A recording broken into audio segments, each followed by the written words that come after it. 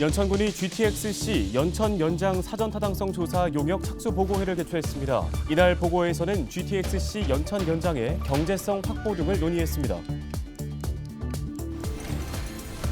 김동연 경기도지사와 김덕현 연천군수가 연천 주민들을 만나 군부대 유휴지 사용, 민통선 규제 완화 등 지역 사안에 대해서 적극적인 검토와 지원을 약속했습니다. 의정부 장애인 운전지원센터가 경기 북부 최초로 문을 열었습니다. 그동안 접근성이 떨어져 어려움을 겪고 있던 경기 북부 장애인들에게 도움이 될 것으로 보입니다.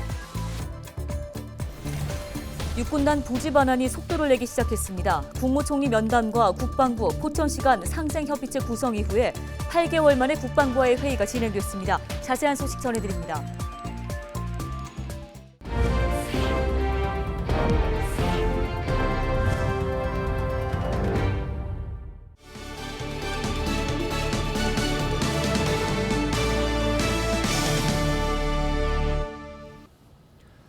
시청자 여러분 안녕하십니까? 헬로티비 뉴스입니다. 연천군이 지난 25일 GTX-C 연천 연장 사전 타당성 조사 용역 착수 보고회를 개최했습니다.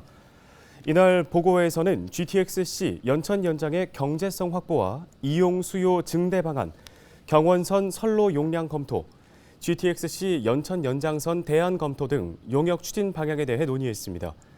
군 관계자는 GTX-C 노선의 연천 연장은 연천군 교통 인프라 구축의 중요한 부분이라며 연천군의 모든 여건을 고려해 GTX-C 노선의 연천 연장을 위한 최적의 전략을 도출하겠다고 강조했습니다.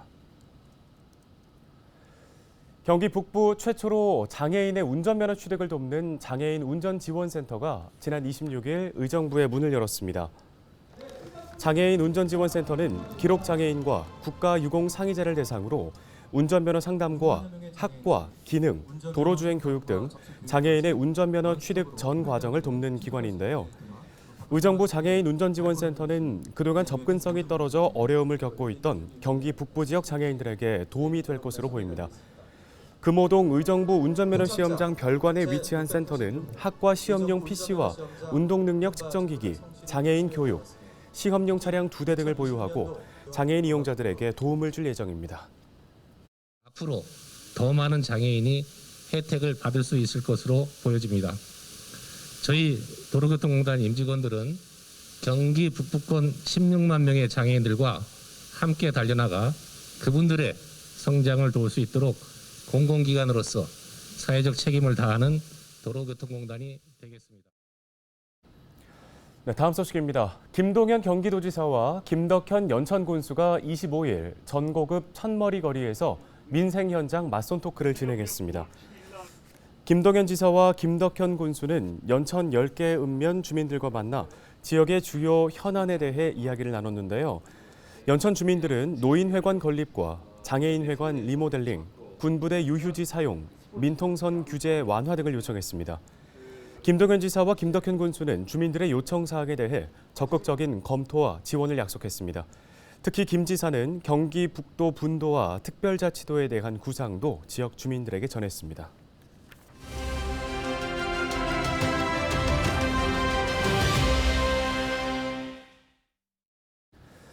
육군단 부지 반환을 위한 새벽 집회 기억하시는지요?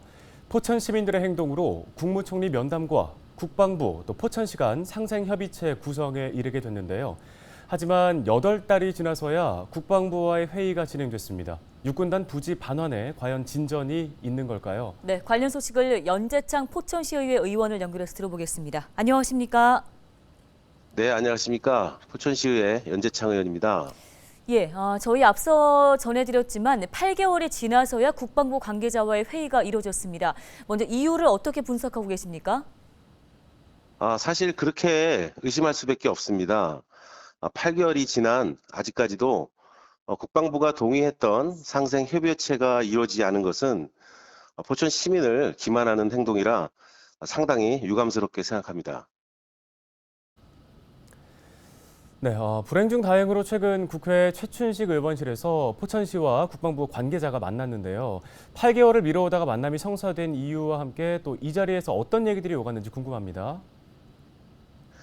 네, 우선 10월 말까지 상생협의체가 열지 않으면은 시민들과 함께 11월부터는 용산 국방부 앞에서 집회를 계획하고 있었습니다.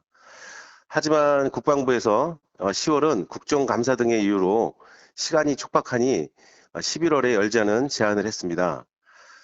그래서 10월 말까지 상생협의체 구성을 위한 실무 협상을 마무리 짓고 11월 초에 상생협의체를 열기로 합의해서 집회는 잠정 보류하기로 결정했습니다.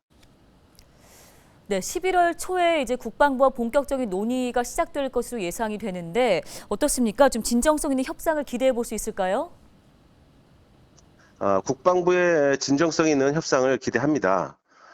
저희 포천시의회에서도 육군단 부지 반환 특별위원회를 만들어서 의회 차원의 대응을 준비하고 있고 추후에 상황을 지켜보면서 시민들과 함께 우리들의 뜻이 반영될 때까지 협상과 투쟁을 병행해 나갈 계획입니다. 네, 알겠습니다. 말씀 여기까지 듣겠습니다. 포천시의회 연재창 의원이었습니다.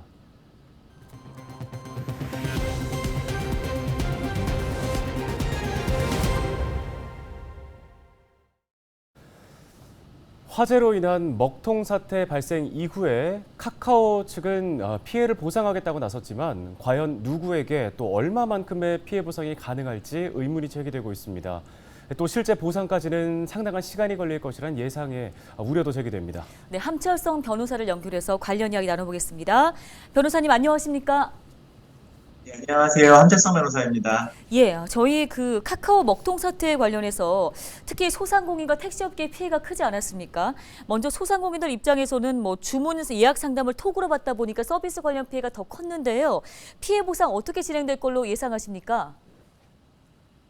카카오는 지난 19일부터 신고 채널을 열고 피해 사례 접수를 시작했는데 향후 2주간 피해 사례를 접수받은 후 구체적 보상안을 마련하겠다는 방침입니다. 피해 접수 건수는 시간이 지날수록 빠르게 증가하고 있는데 소상공인 연합회에 따르면 23일 16시까지 1,450건의 사례가 접수되었다고 합니다. 법적으로 손해배상 책임이 인정되려면 카카오의 고의 과실과 피해자의 손해가 입증되어야 하며 둘 사이의 인과관계가 성립되어야 합니다. 소비자 입장에서는 일일이 피해를 입증해야 하기 때문에 실제 보상받기까지는 매우 험난한 절차를 인내해야만 합니다. 그러므로 과연 카카오가 피해자들의 손해배상 입증을 경감하기 위한 어떤 대책을 들고 나올지에 따라 피해 보상이 쉬워질 수도 어려워질 수도 있을 것으로 보입니다. 참고로 지난 KT 아양지사 화재의 경우 피해를 입증하지 못한 이용자에게도 도의적인 차원에서 당시 KT는 소상공인 12,000명에 최대 120만 원, 개인 고객에게는 피해 정도에 따라 1에서 6개월 이용료를 감면해주는 보상책을 제시한 바 있습니다. 네, 소상공인들만큼 이번에 큰 피해를 입었던 업종이 택시와 같은 운수업이었는데요. 그런데 카카오티 택시기사 보상안을 좀 보면 법정 최저시급에도 미치지 못하는 보상 금액이 나오지 않았습니까? 기사들 입장에서는 좀 받아들이기 어려울 것 같은데요. 예, 21일까지 접수된 사례를 기준으로 운수업, 택시 용달 등이 33.57%로 가장 많이 신청했고 외식업, 도소매업과 서비스업이 뒤를 이었습니다. 카카오 모빌리티는 장애가 발생한 사고일 당시 카카오 프로 멤버십을 구독 중이었던 택시기사에게 7,550원에 해당하는 포인트를 제공한다고 밝혀 논란을 가중시켰습니다. 금액의 적정성과 관련하여 일각에서는 특정 이용자의 피해 여부와 이용자가 주장하는 손해폭이 실제로 적절한지 정부 조사하기엔 시간이 너무 오래 걸린다는 점과 손해 접수를 제대로 하지 못한 이용자들과 손해를 적극 주장한 이용자 사이의 형평성이 문제된다고 주장하고 있습니다. 결국 유료 서비스에 대한 보상도 실제 피해 사례를 기반한 손해보상보다는 피해 사례를 평균하여 몇몇 사례로 유형화하는 과정을 거쳐 최소한의 수준으로 보상이 지급될 것으로 보입니다. 그러나 결국 그 보상에 대해서는 불만이 있을 수밖에 없고 그 불만은 다시 집단 소송으로 이어질 것으로 예상하고 있습니다. 네, 카카오에서는 이제 이번 사태 관련해 유료 서비스를 이용하는 이용자뿐 아니라 무료로 카카오 서비스를 이용하는 사람들에게도 보상안을 검토하겠다는 입장입니다. 과연 무료 서비스 이용자들에게도 보상이 실제 가능할 걸로 보시는지요? 카카오톡 등 무료 서비스의 차질로 소비자 피해가 발생했을 때 사업자가 과연 어디까지 보상 책임을 지는지 아직까지 뚜렷한 기준은 없습니다. 업계는 카카오가 선례를 바탕으로 간접 보상을 진행하겠지만 그 규모는 크지 않을 것으로 예상하고 있습니다. 멜론 1,500원, 카카오티 택시 7,550원 등 카카오 주요 유료 서비스 보상 금액이 피해 건당 수천 원에 머물기 때문입니다. 한편 카카오가 무료 서비스를 하더라도 광고도 붙고 독점적인 지위를 가지기 때문에 완전히 무료 서비스로 볼 수 없다는 견해도 있지만 민법의 기본 원칙에 비추어 살펴본다면 카카오톡의 주의 의무 위반이 인정된다는 전제 하에 무료로 서비스를 이용한다고 하더라도 업무 처리 과정 중 입었던 피해에 대한 증거를 제시함으로써 카카오에 대한 손해배상 책임 추궁은 가능할 것으로 보입니다.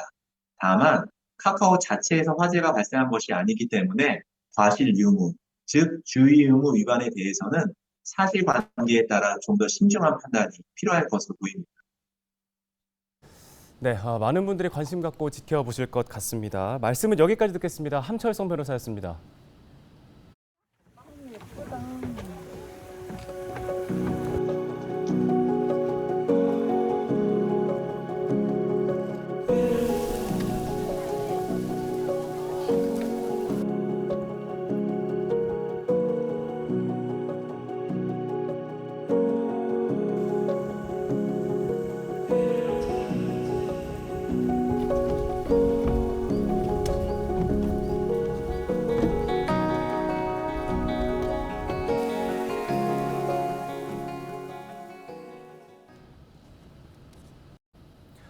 오늘 저희가 준비한 소식은 여기까지입니다. 네, 시청해주신 여러분 고맙습니다.